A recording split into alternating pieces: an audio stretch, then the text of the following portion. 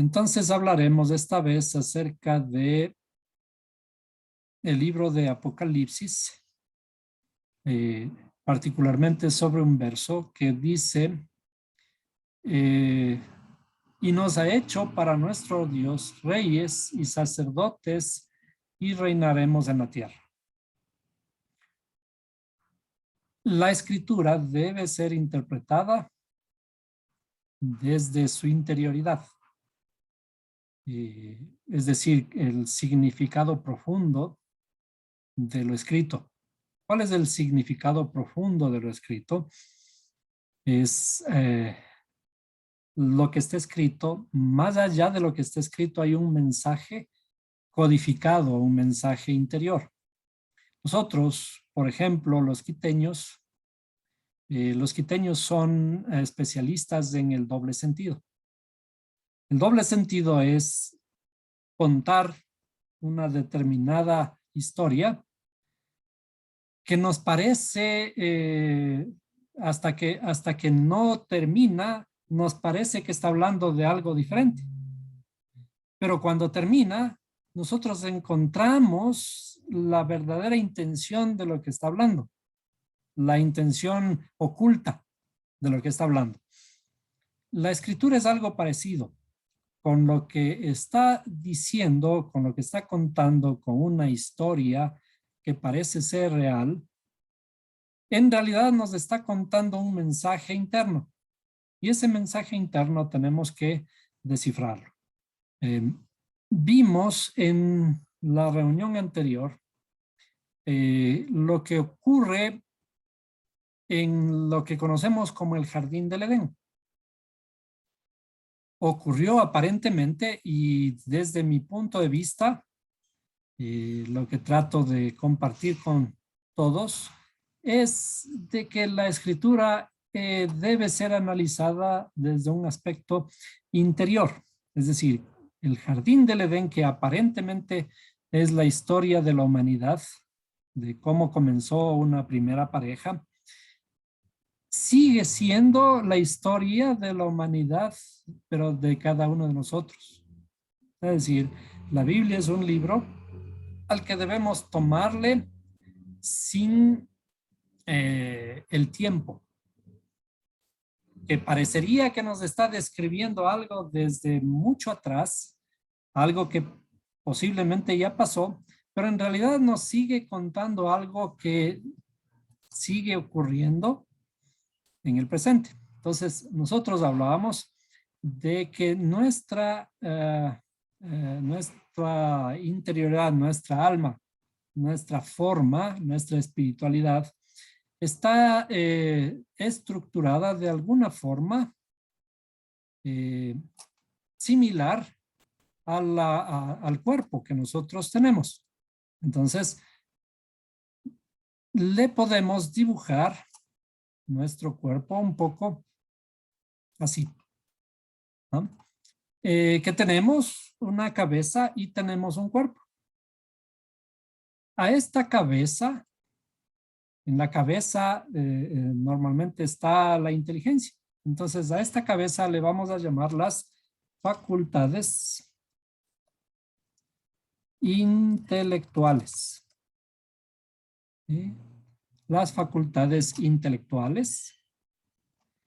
Y a la parte, perdón, esto. Ups. Bueno, facultades intelectuales, y a esto de acá abajo le vamos a llamar las facultades emocionales. Las facultades emocionales. Este es un esquema psicológico.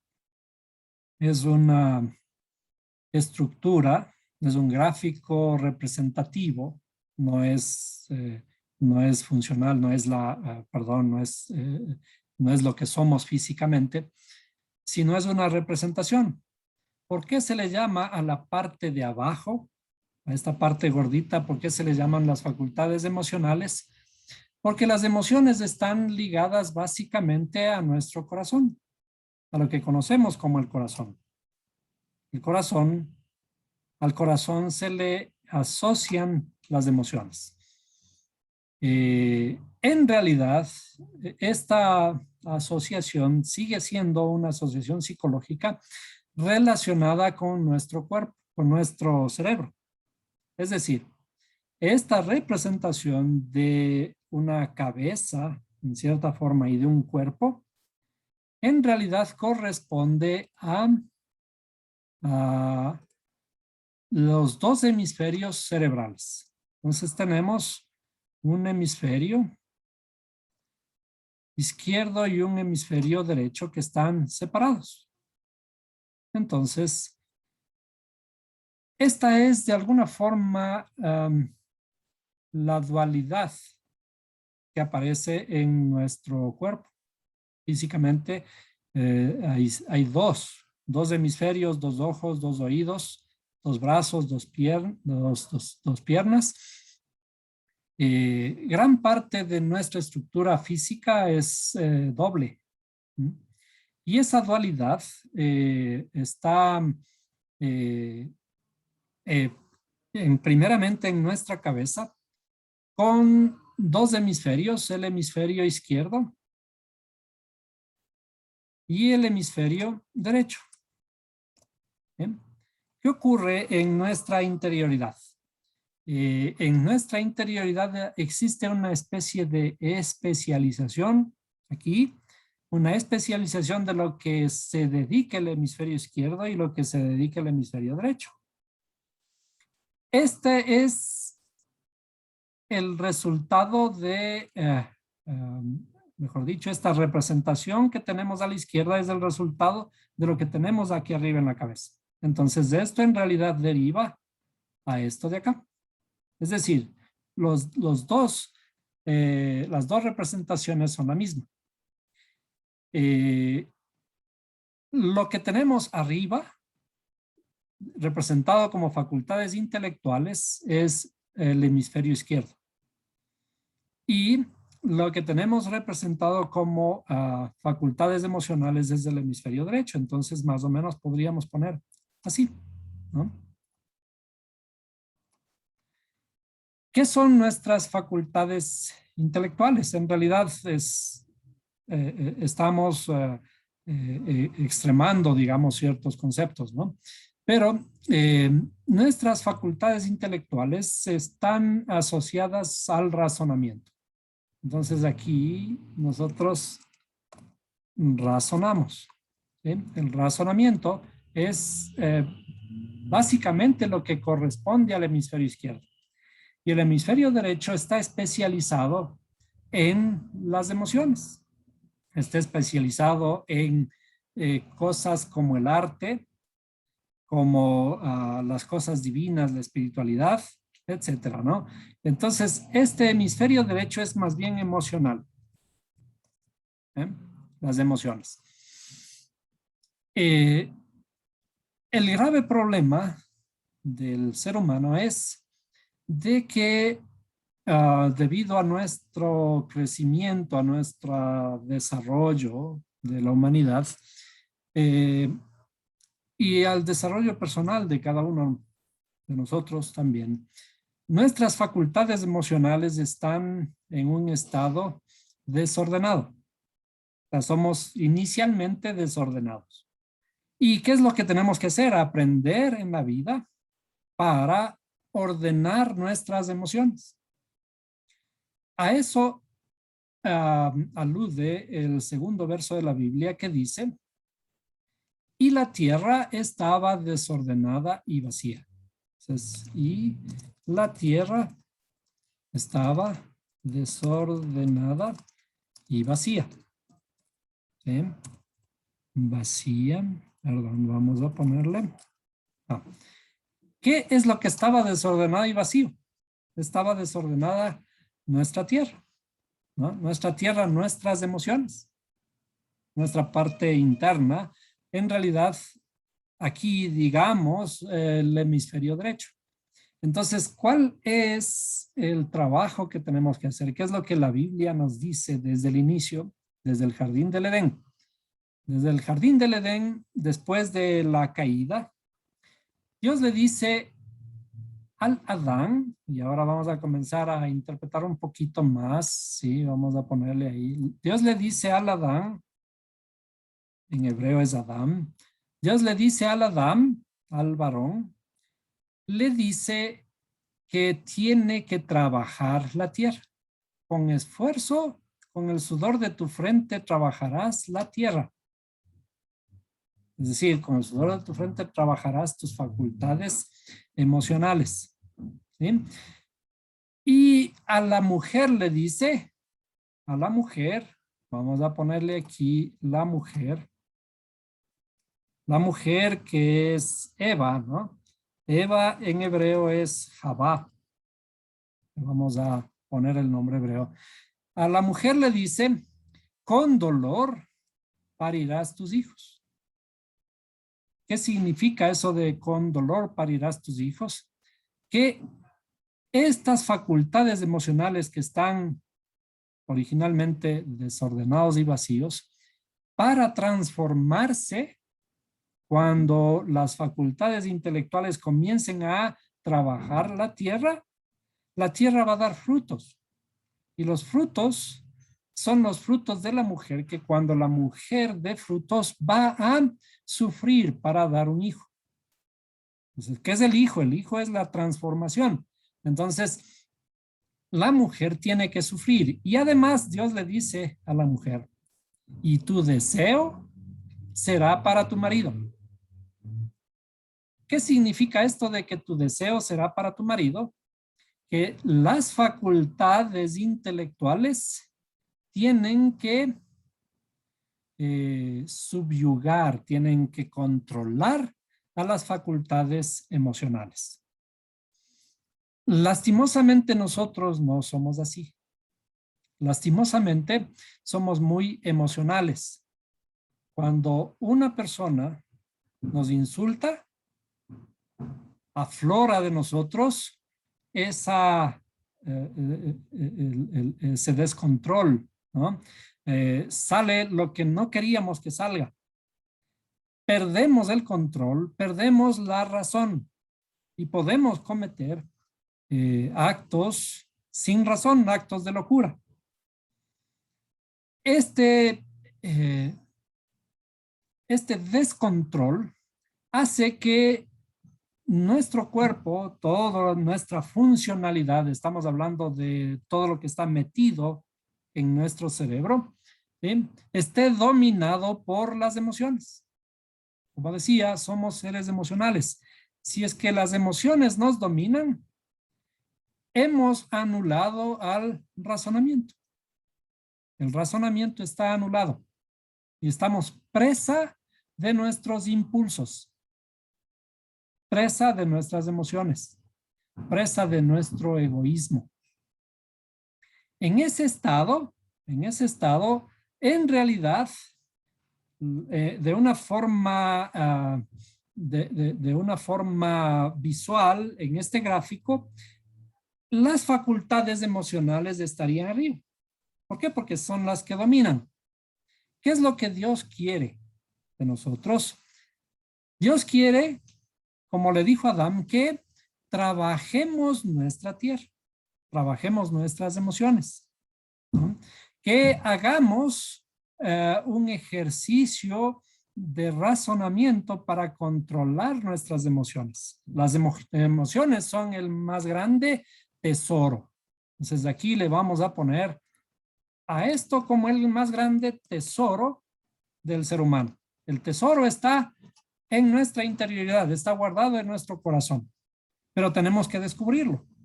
Ahora, todos los tesoros no están a flor de la tierra. Los tesoros están dentro de la tierra, están escondidos. Entonces, para encontrar esos tesoros, tenemos que cavar, extraerlos de la tierra. Y entonces, aquí viene una alegoría, viene una historia.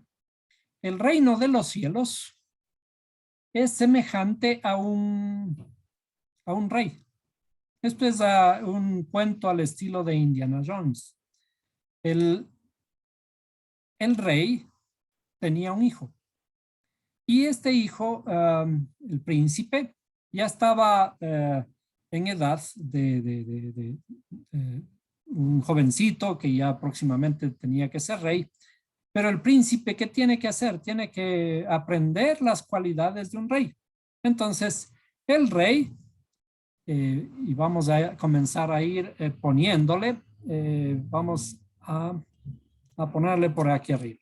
El rey le dice a su hijo, tienes que, tengo preparado para ti un tesoro. Y ese tesoro está en alguna parte del mundo. Y tienes que ir a encontrar ese tesoro. Entonces, le da las instrucciones a su hijo para que salga en un viaje que el hijo no conocía exactamente qué es lo que tenía que hacer. Un viaje al estilo de las gincanas que nosotros conocemos. La gincana es un juego que nos dan una tarea, ¿no? Y tenemos que completar esa tarea paso por paso. Vamos al primer punto y encontramos algo que resolver. Y después de haber resuelto ese punto, vamos al siguiente. El rey hizo esta elección para su hijo y le dio las instrucciones de cómo llegar al primer punto.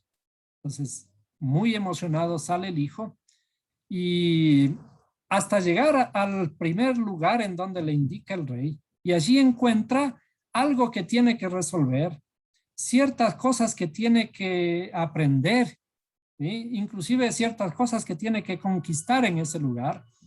Y después de haber terminado, entonces allí encuentra las instrucciones para seguir al siguiente punto. Y así sucesivamente, al siguiente punto, al siguiente punto. Entonces el viaje de este príncipe duró muchos años. Y después de recorrer el mundo y de conquistar el mundo, regresa donde el padre y le dice, es decir, el último punto le apunta hacia de regreso a su propia casa. Entonces llega donde el padre y le dice, he recorrido el mundo y todavía no he encontrado el tesoro. Y resulta que la última pista del rey le dice, el tesoro está aquí, en tu propio jardín. Entonces el príncipe excava el jardín y encuentra el tesoro, pero el tesoro era su propia corona. Es decir, el rey le manda al hijo a recorrer el mundo y a resolver varios problemas de que en cada lugar estaba una cierta cosa que tenía que aprender. Y el viaje, en realidad el viaje de su príncipe, de su hijo, era el viaje de transformación, un viaje de aprendizaje que tenía que realizar el príncipe.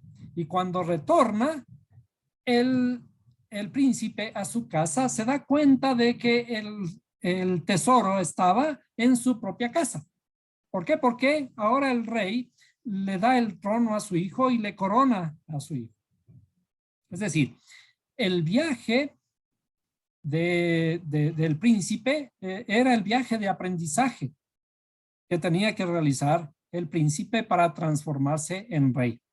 Pero todo ese viaje en realidad es para darnos cuenta de que nuestro tesoro está aquí mismo, dentro de nosotros mismos. Entonces, el reino de los cielos es semejante a este rey que le envía a su hijo a recorrer el mundo para luego, cuando retorna, hacerle tomarse en cuenta de que el tesoro está dentro de su propia casa. Y es así. Para nosotros resolver el enigma de dónde está el tesoro al estilo de Indiana Jones, tenemos que conocer, tenemos que resolver ciertos enigmas, ¿no? Y cuando resolvemos esos enigmas, todos esos enigmas nos llevan hacia el punto en donde está el tesoro, pero en este caso el tesoro está en nuestra propia interioridad. En realidad, toda la Biblia es es la estructura de diferentes enseñanzas, de diferentes pistas para darnos cuenta de que el tesoro está en nuestra propia interioridad. El tesoro está aquí mismo. El tesoro está en lo que nosotros llamamos mujer. Hemos escuchado un chiste, una especie sí, es un chiste que nos cuentan, pero en realidad en estructura psicológica de nuestros dos, lógicamente es el varón.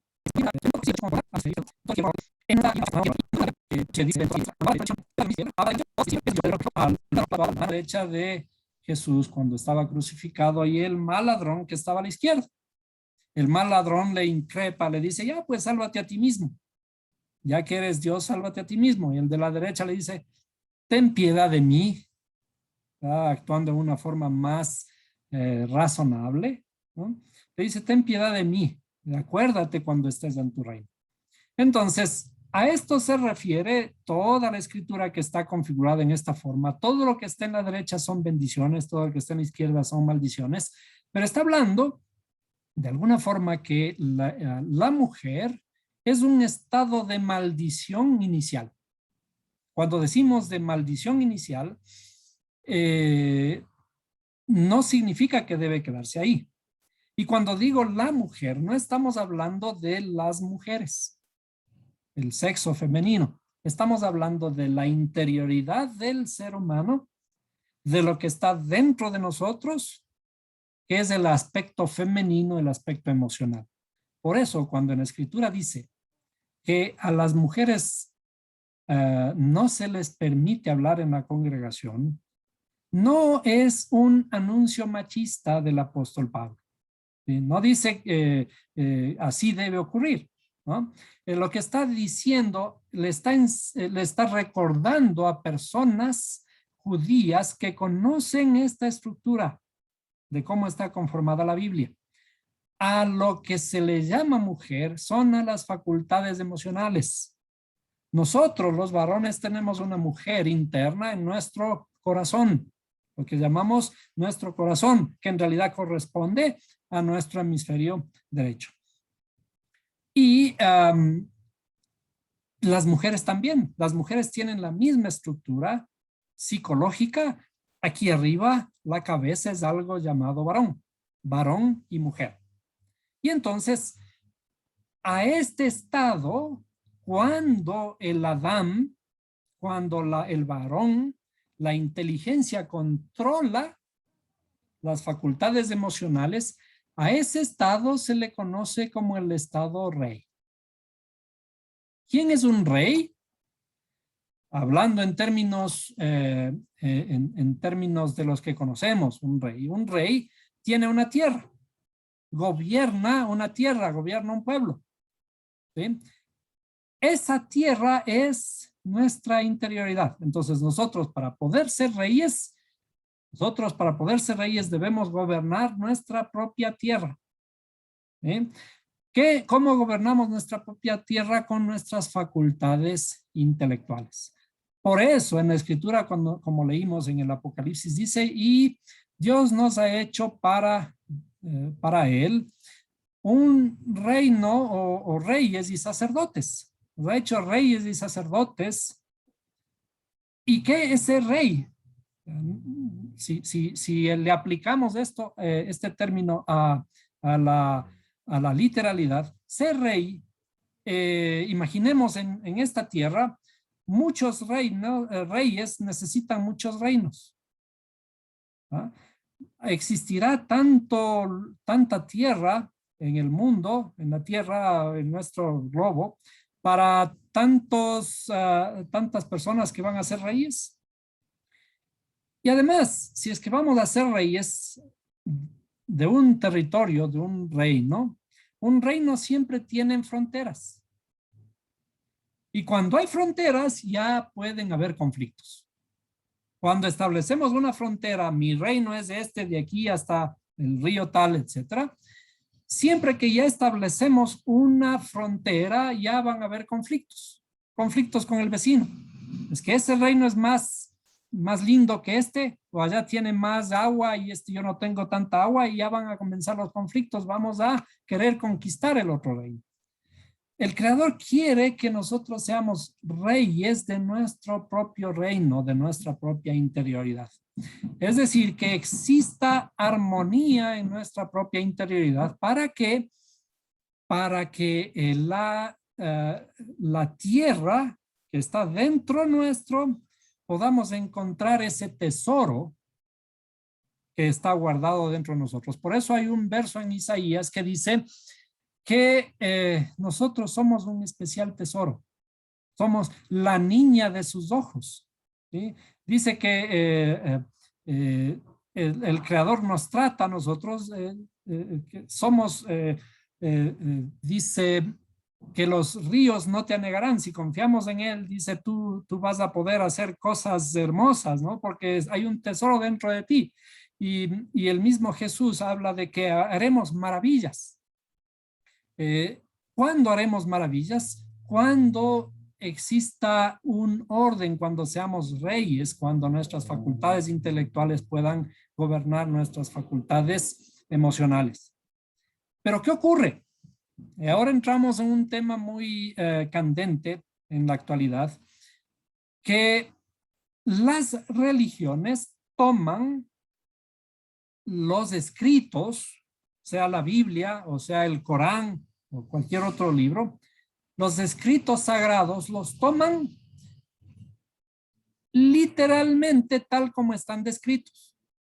La Biblia, por ejemplo, la Biblia literalmente desde el inicio parece un libro muy machista. Al hombre le dice que tiene que estar sobre la mujer. A la mujer le dice, tu deseo será para tu marido, tú le obedecerás. Pablo le dice a la mujer, le dice, no tienen que hablar en las congregaciones.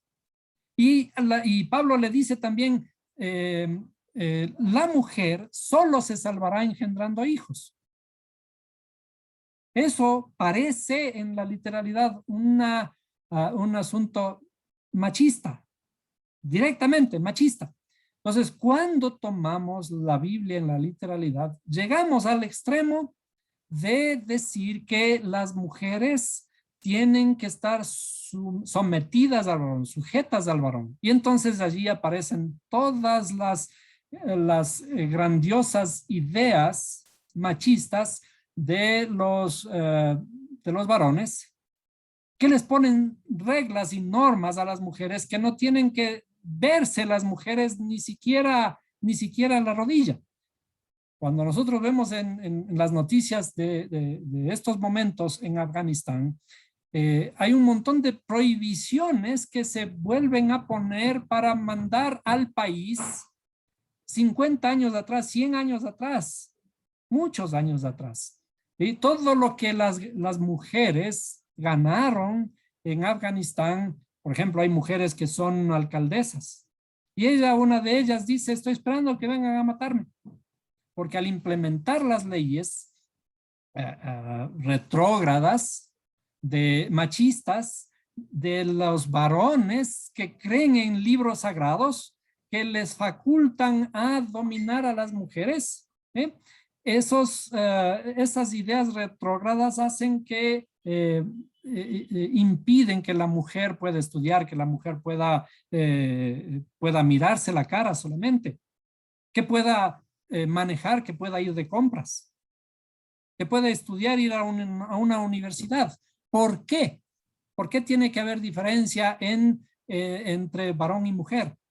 Nosotros, cuando interpretamos la Biblia literalmente, parecería que estuviera diciéndonos que efectivamente debe ser así, pero además hay algo que nos recuerda la Biblia de que tenemos que tomar en cuenta cuando dice, para Dios ya no hay varón y mujer.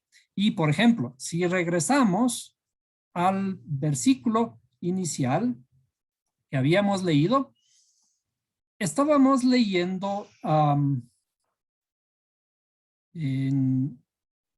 un poquito más arriba, ¿sí? dice, está describiendo ciertas cosas, ¿no? Dice, y cuando hubo tomado el libro, los 4 animales y los 24 ancianos cayeron sobre sus rostros delante del Cordero, teniendo cada uno arpas y copas de oro llenas de perfumes, que son las oraciones de los santos. Entonces, cuando vemos ciertas descripciones que parecen literales, que parecen contarnos ciertas historias, a veces allí mismo está la respuesta de que lo que nos está contando son cosas espirituales, ¿no? Por ejemplo, aquí dice, y copas de oro llenas de perfumes. Entonces, estamos en nuestra imaginación mirando un trono en donde hay ancianos que caen al suelo y ofrecen ciertas cosas, ¿sí? Y una de ellas son copas llenas, dice, copas de oro llenas de perfumes. ¿Y qué son los perfumes? Las oraciones de los santos. Es decir, cuando leemos la escritura tenemos que encontrar la interioridad de lo que está escrito. Cuando habla la escritura de varón y mujer, no está hablando del género masculino y del género femenino. Está hablando de lo que cada uno de nosotros, cada ser humano tiene en su interioridad.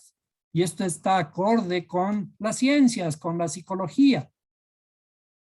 En la psicología sabemos que tenemos un aspecto varón, un aspecto masculino, todos los seres humanos, que es el pensamiento, el razonamiento.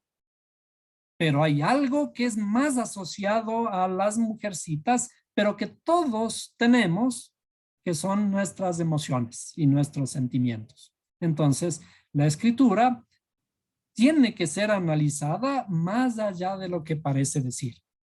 Y cuando comenzamos a entender estos aspectos, vamos entendiendo la profundidad de las escrituras. ¿Qué ocurre si es que aplicamos literalmente todos estos conceptos? Si los aplicamos literalmente, en realidad nuestra civilización no ha crecido. Estamos todavía en un estado primitivo.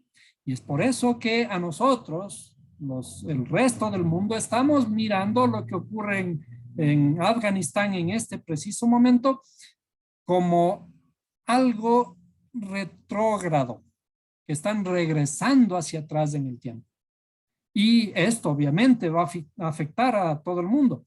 Y esto va a afectar al pueblo judío, pero no es ese la real intención de las escrituras de decir, a ver, aquí los talibanes van a ir y aniquilar al pueblo de Israel, ni cosa por el estilo. Lo que está hablando la escritura es de esa pobreza en nuestra interioridad, de que no tenemos el razonamiento suficiente para entender lo que Dios quiere de nosotros, que Dios quiere que todos seamos iguales, que el mundo va a estar en paz únicamente cuando los hombres y las mujeres estemos en igualdad de condiciones. No va a haber otra alternativa. Siempre va a haber problemas cuando el hombre subyugue a la mujer o cuando existan diferencias en razas, diferencias en niveles sociales. Lo que el Creador quiere es de que lleguemos a la paz de nuestra interioridad, de cada uno de nosotros, y esa interioridad podamos mostrarle hacia el resto de la humanidad y que esa humanidad se contagie de nuestra propia interioridad. Esa es la predicación que tenemos que hacer. Eso es lo que Dios manda que debamos hacer. Si vamos corriendo a predicarles y decir, no es así, arrepiéntanse porque están haciendo bien o mal, ¿sí? Porque están haciendo mal en estas cosas y en estas otras, ¿qué es lo que van a hacer? Si vamos a predicar a los talibanes, nos van a matar. Entonces, tenemos que transformar el mundo. Nosotros, nuestro trabajo, Dios nos ha puesto aquí para que con cada una de nuestras acciones podamos transformar el mundo. Muy bien, entonces, ya que no ha habido otras personas, no sé qué opinas hasta aquí, Daniel. ¿Tienes alguna pregunta? Oye, Marquito, interesante lo que acabas